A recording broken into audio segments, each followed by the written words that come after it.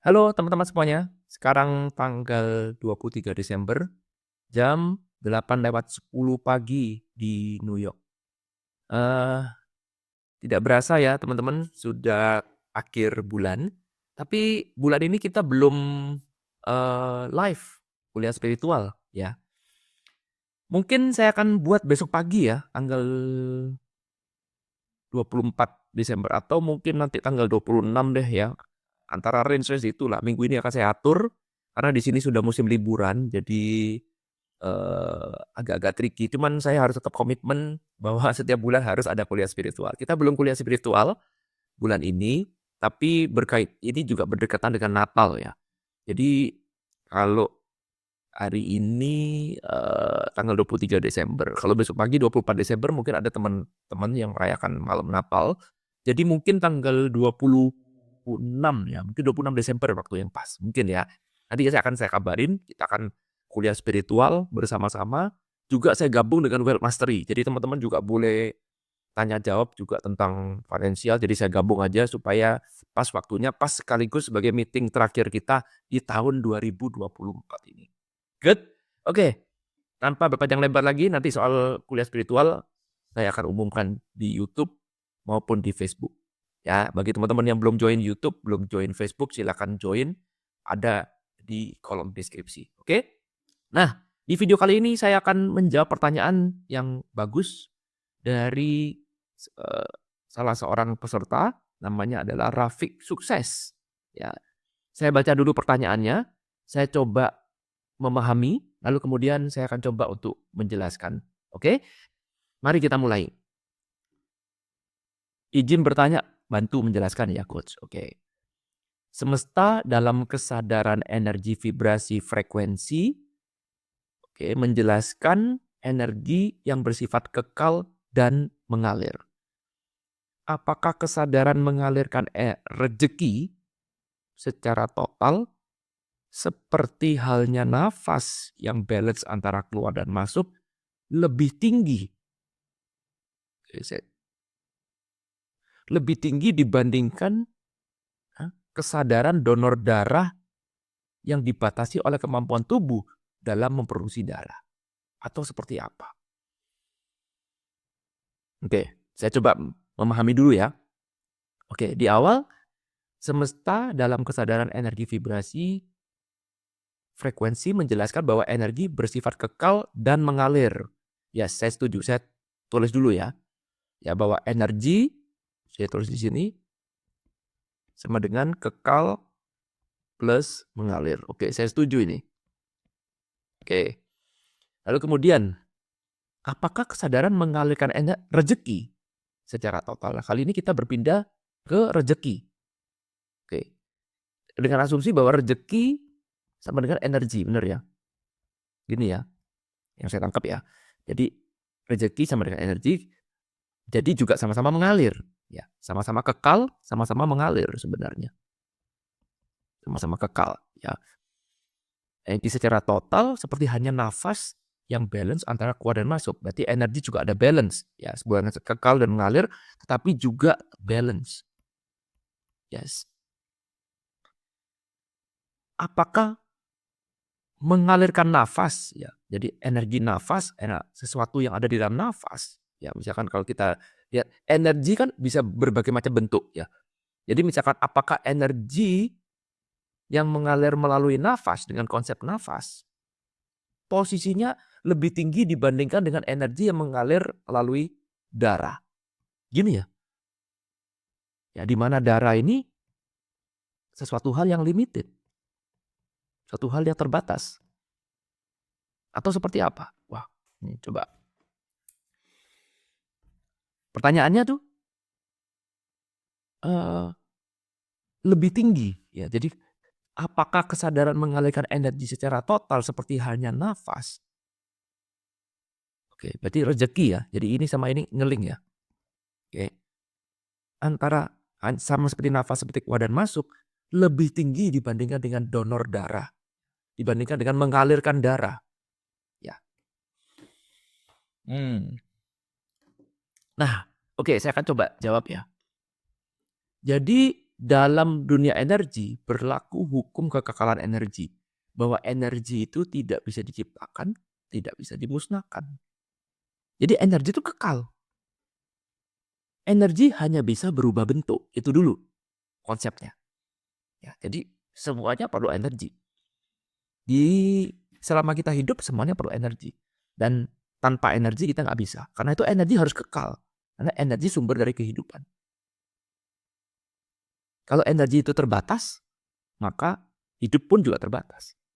Karena itulah kalau kita belajar spiritual itu, semakin kamu tercerahkan, semakin kamu tidak lagi dipengaruhi oleh pikiran, maka kamu akan melihat bahwa hidup ini sebenarnya abundance. Hidup ini diperlukan dengan keberlimpahan. Tetapi pikiran kita, pola pikirnya adalah kekurangan. Pola pikirnya adalah pikiran kita itu segala sesuatu yang berlimpah itu nggak ada harganya. Tetapi sesuatu yang kurang itu ada value-nya. Perhatikan, itu pola pikirannya. Sehingga pikiran akan selalu berusaha untuk menjadi tidak abundance. Karena segala sesuatu yang abundance itu tidak ada harganya. Contoh sederhana. Misalkan ketika badan kita sedang sehat. Kita abundance sehat. Maka sehat nggak ada nilainya. Ada berapa banyak orang yang berterima kasih atas kesehatan yang dia punya saat ini. Bahwa ketika baru bangun tidur, seperti saya sekarang baru bangun tidur, di sini masih pagi, lalu kemudian mensyukuri, wah terima kasih ya atas badan saya yang sehat. Terima kasih ya tubuhku, kamu masih berfungsi dengan baik. Ngapain? Bosen, boring. Setiap hari bangun juga sehat badan saya. Ngapain mesti disyukuri? Tidak merasa bahwa kesehatan itu adalah satu hal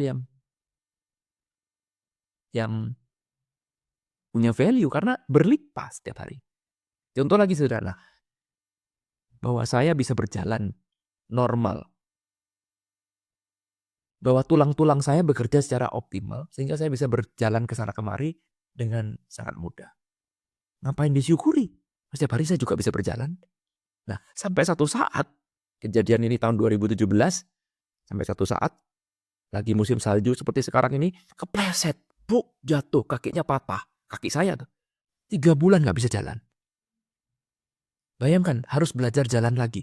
Lalu kemudian ketika mulai bisa jalan, disyukuri, aduh terima kasih, akhirnya saya bisa jalan lagi. Tapi sebelum-sebelumnya, nggak ada. Ya itu sedikit intro ya, tentang segala sesuatu tuh kekal. Kenapa kok kamu tidak bisa melihat bahwa segala sesuatu itu abundance? Karena tertutup oleh awan pikiran. Kenapa kamu melihat kekurangan di mana-mana? Karena melihat kena awan pikiran. Oke? Ya oke. Nah pelan-pelan. Sekarang kita lihat energi bukan cuma kekal, tapi energi juga mengalir. Perhatikan, energi tidak bisa dimusnahkan, tidak bisa diciptakan, dia hanya bisa berubah bentuk. Berubah bentuk berarti mengalir, betul? Berpindah-pindah, berubah-ubah. Namanya energi harus ada flow, betul. Konsep yang dipakai analogi yang dipakai oleh Ibu Rafiq Sukses ini, bagus. Dia menggunakan nafas. Nafas adalah hidup itu sendiri. Kalau kamu mau belajar tentang hidup itu balance. Maka kamu belajarlah dari nafas. Nafas itu flow. In and out. Selama kamu hidup, kamu bernapas. Yang membedakan orang mati dengan orang hidup adalah nafas.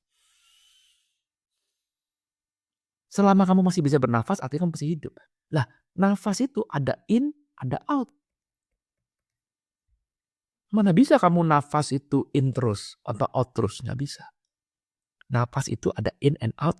Nafas itu flow. Balance. Betul. Setuju. Ini balance. Oke.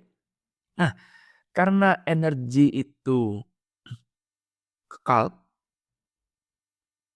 maka energi itu tidak bisa dibanding-bandingkan, teman-teman. Oke. Siapa yang membanding-bandingkan energi itu? Adalah mind, betul. Dalam konsep pikiran, tadi saya bilang, kita melihat itu bisa melihat as it is atau melihat seperti apa yang kita mau.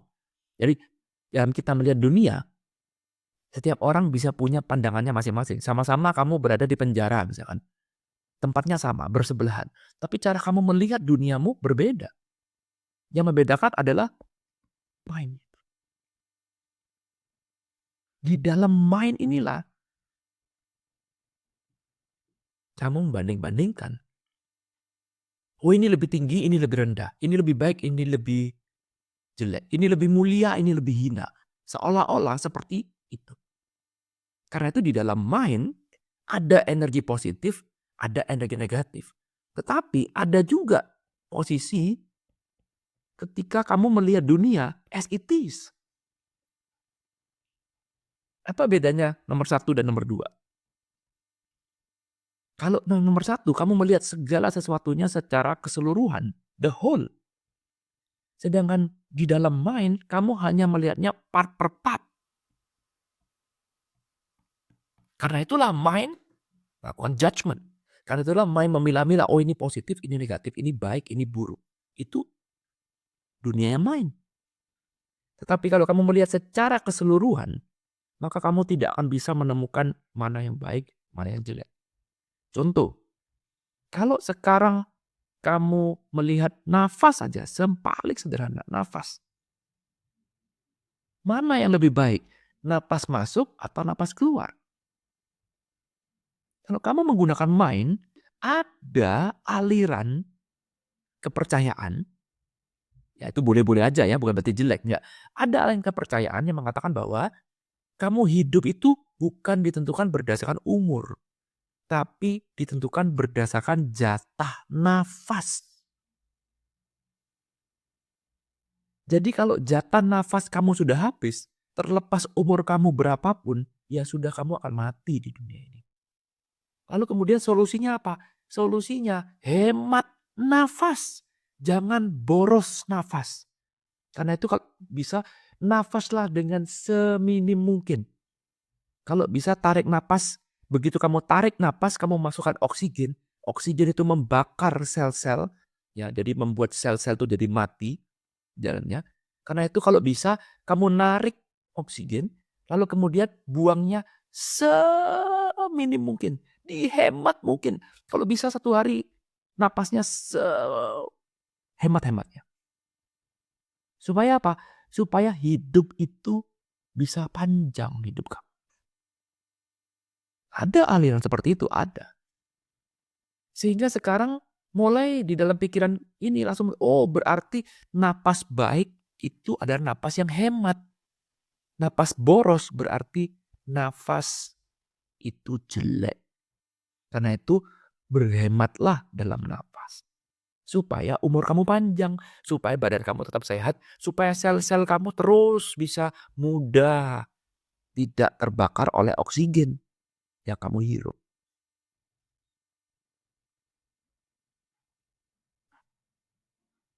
Oke. Itu kita melihat berdasarkan mind. Sehingga ada napas, pola napas baik, ada pola napas buruk. Digunakan tuh judgment. Oh berarti kalau kamu napasnya boros berarti kamu jelek. Berarti kamu bodoh. Kalau napas kamu hemat berarti kamu pinter. Berarti kamu baik. Perhatikan ada napas baik, napas buruk. Oh cuma bernapas aja di judgment. Coba lihat. Napas aja dikasih judgment. Itulah mind. Dia melihatnya cuma part per part. Mari kita melihat secara the whole. Kita lihat yang nomor satu. Secara the whole. Secara keseluruhan. Napas yang oke yang bagaimana? Napas yang alamiah. Ngapain kamu bernapas saja dipikir? Apalagi sampai berpikir gini, Pak, napas yang benar tuh lewat mana? Lewat hidung apa lewat mulut? Hah? Waduh, mau bernapas aja ribet nih.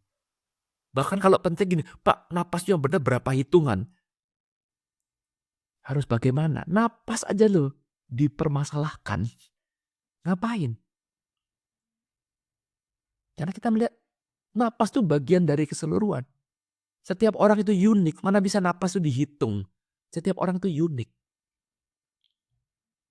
Yang paling benar adalah nafas itu disadarin masuk dan keluar. Bernafaslah secara alamiah, yang penting kamu sadarin nafas itu udah cukup.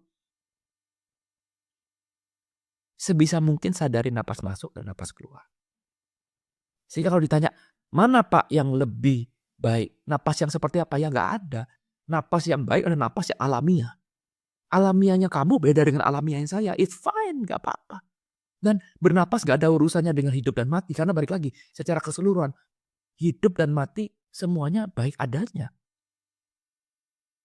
Kalau tadi ketika kita berada di nomor 2 dengan mind, kenapa kamu mengatur nafas? Karena kamu bilang hidup itu baik, mati itu jelek.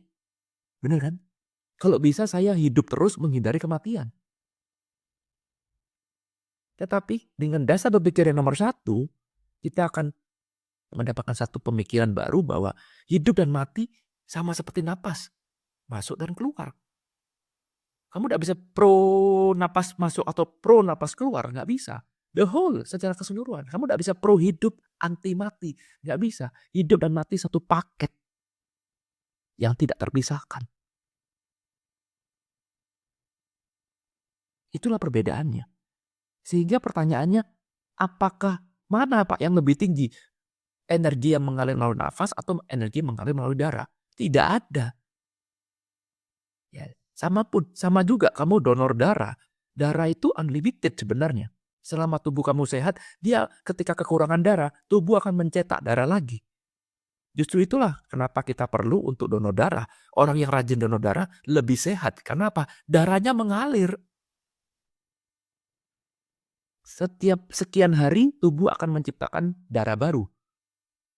Jangan khawatir. Ya, tapi kalau sekarang kita buang darah kita secukupnya, bukan sebanyak-banyaknya, secukupnya. Kita bantu darah kita untuk membantu sesama kita yang membutuhkan, maka tubuh kita akan memproduksi darah baru. Otomatis. Lebih sehat. Yes, betul. Jadi kalau ditanya, mana yang lebih tinggi? Ya nggak ada. Karena tinggi dan rendah itu tidak pernah ada. Kalau kita lihat dari kaca pandang yang ini loh ya, yang nomor 1 ya. Sekali lagi, kita melihat dari kaca pandang yang mana. Kalau kita lihat dari kaca pandang nomor 1, ya begitulah. Bukankah kebenaran ada di nomor 1, bukan di nomor 2? Kalau kita lihat dari yang nomor 2, ada positif dan negatif, kita bisa berdebat. Gak bisa Pak, ini lebih tinggi, ini lebih rendah, ini lebih tinggi. Ya memang begitulah main. Pendapat saya lebih benar daripada pendapat kamu. Ya kita berdebat akhirnya, ujung-ujung. Tetapi kalau kita melihat based on nomor 1, disinilah ada namanya the truth. Kebenaran sejati itu cuma 1. Ya. Kalau di sini kan kita mau bicara tentang right or wrong. Saya mau menjadi benar. Nah, benar dan salah di sini. Itu ada banyak. Benar menurut siapa dulu nih? Ya, tetapi kalau kebenaran sejati, the truth cuma ada 1, tidak ada lawan katanya. The truth itu cuma 1. Kalau right, lawan katanya wrong. Tapi kalau the truth nggak ada, karena cuma 1, apa yang mau dilawan? Nah, spiritual tuh larinya menuju ke sini, teman-teman. Semoga video ini bisa memberikan insight bagi teman-teman. Poin yang mau saya tegaskan di sini adalah bahwa tidak ada yang namanya positif, tidak ada yang namanya negatif. Selama kamu masih melihat positif dan negatif, berarti kita masih berada dengan kacamata mind. Karena hanya mind yang memberikan label, oh ini positif, ini negatif. Oh ini baik, ini buruk. Oh ini mulia, ini hina. Cuma mind yang seperti itu. Tetapi ketika kita melepas mind, kita melihat dunia yang lain, dunia dunia yang sangat berbeda. Disitulah kita akan bertemu dengan kebenaran sejati. Ya. Thank you teman-teman udah nonton video ini. Terima kasih juga pertanyaannya bagi Ibu Rafiq. Sama juga teman-teman yang lain kalau ada pertanyaan, nanti saya random aja ya. Pertanyaan yang pertanyaan random. Nanti akan saya bahas juga seperti ini. Saya bukan video khusus agar teman-teman yang lain juga bisa belajar dari pertanyaan ini. Oke? Ini sekali lagi belum tentu benar ya. Ini hanya sharing pendapat aja. Mana yang baik diambil, mana yang buruk ya dilupakan aja. Oke? Thank you. Nanti kita ketemu di kuliah spiritual tanggal 26 Desember. Ya, kita sama-sama bisa bahas lagi ini. Thank you. I love you all. Bye.